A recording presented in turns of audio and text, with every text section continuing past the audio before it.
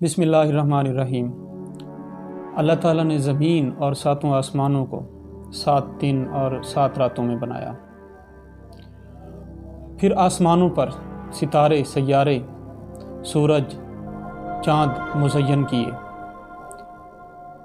بہت زیادہ ستارے ہیں، ان گنت ستارے ہیں جن کو ہم کاؤنٹ ہی نہیں کر سکتے۔ ہم رات کو جب دیکھتے ہیں، ہم تخیل میں سوچتے ہیں کہ یہ بہت چھوٹے چھوٹے ننھے منھے ستارے ہیں، بٹ یہ ننھے منھے نہیں ہیں۔ These are so large that thousands of our earths can be packed inside each۔ یہ ستارے اتنے بڑے ہیں کہ ہماری ہزاروں زمینیں ایک ستارے میں پیک ہو سکتی ہیں، اور ہر ستارے کے درمیان جو فاصلہ ہے وہ بہت ہی زیادہ فاصلہ ہے۔ ہم یہ سمجھ رہے ہوتے ہیں کہ ایک ستارہ اگر چل رہا ہے تو ابھی یہ دوسرے سے ٹکرا جائے گا، لیکن ایسا نہیں ہے، بہت زیادہ فاصلہ ہے ان کے درمیان۔ تو یہ ہے اللہ تعالیٰ کی کائنات کی وسعت، جو ہماری سمجھ سے بھی باہر ہے، ہماری سوچ سے بھی باہر ہے۔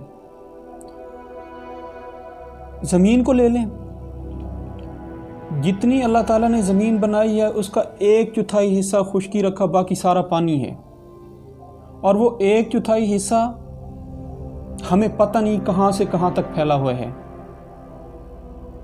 ہمیں تو صرف چند ممالک کے نام پتہ ہیں، زیادہ سے زیادہ دنیا میں 150 سے 200 ممالک پائے جاتے ہیں،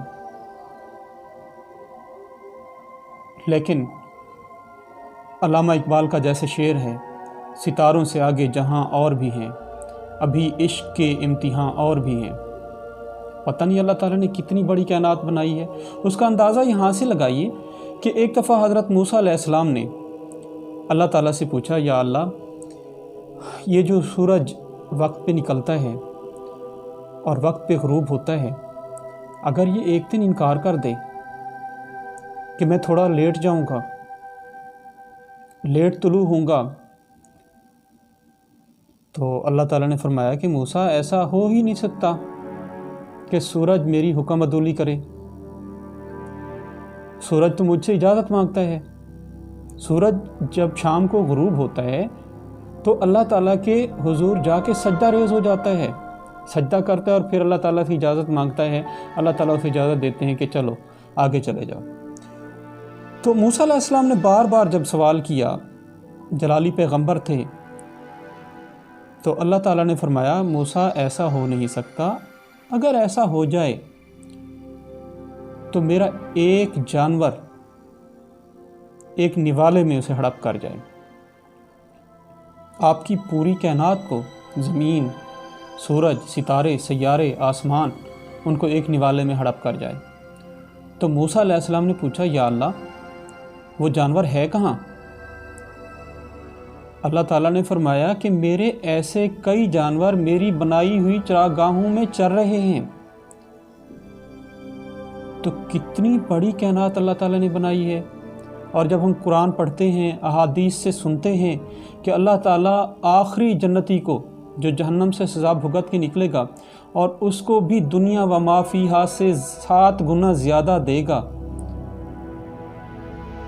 تو اندازہ لگائیے کہ اس ایک واقعے سے، کہ حضرت موسیٰ علیہ السلام کو جب اللہ تعالیٰ نے بتایا کہ میرے ایسے کئی جانور میری بنائی ہوئی چراگاہوں میں چر رہے ہیں، جو آپ کی زمین، آسمان، سورج، ستارے، سیارے، ان کو ایک ہی نوالے میں ہڑپ کر جائیں،